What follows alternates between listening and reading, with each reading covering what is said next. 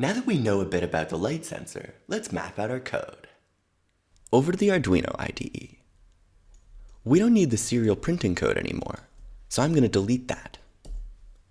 Okay, let's think about what we want our project to do for a minute. We have two states that we want to change between. Either 1, the alarm is off, or 2, the alarm is on.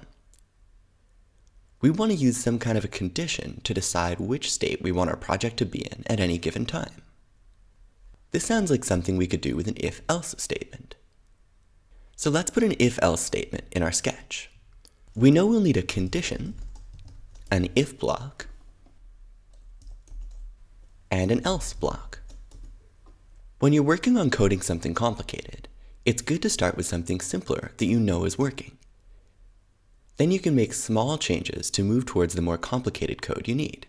And every time you make changes, you can test that they work. This way, if your code stops working, you know that it was the last thing that you changed that broke it. You can do really complicated projects if you can break them down into small, manageable chunks. So let's start with a condition and code blocks that we're already familiar with. I'll use the awesome toggle switch is on function as the condition. I'll use buzzer turn on as the code in the if block, and I'll use buzzer turn off as the code in the else block. It's important to start off with code that you're sure is working, so we should upload our code and make sure it does what we expect. If the toggle switch is on, the buzzer turns on, and if the toggle switch is off, the buzzer turns off. Looks good. I'm going to leave the toggle switch off for now so my buzzer is silent while I'm writing my next code. Now our code is working and it fits the general structure of what we want the burglar alarm to do. We have an if statement that turns an alarm, which is the buzzer, on or off. But we need to change the condition to use the light sensor instead of the toggle switch. I'm going to use a comment to point this out in our sketch. Comments are notes for yourself or other programmers to help you understand the program or sketch. A comment starts off with 2 forward slashes, and then has some text in it.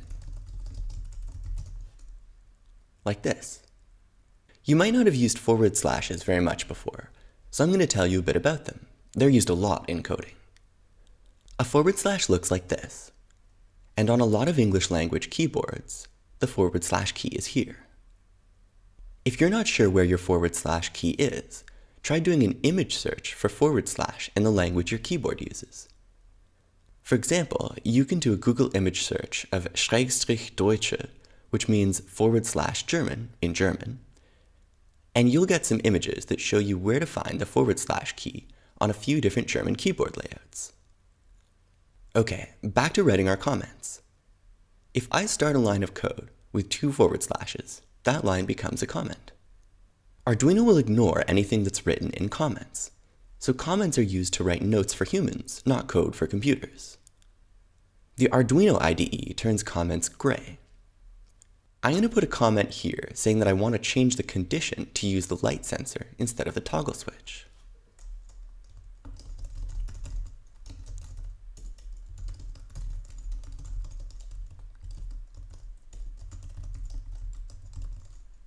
Lots of coders start comments off with to do : if the comment is a task that needs to be done.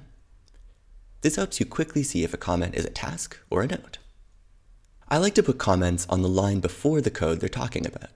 That way when I'm reading my code, I see the comment right before I read the code that it's talking about. Let's also add some comments describing what we want the if and else code blocks to do, just in case we're looking at this code later and we forget.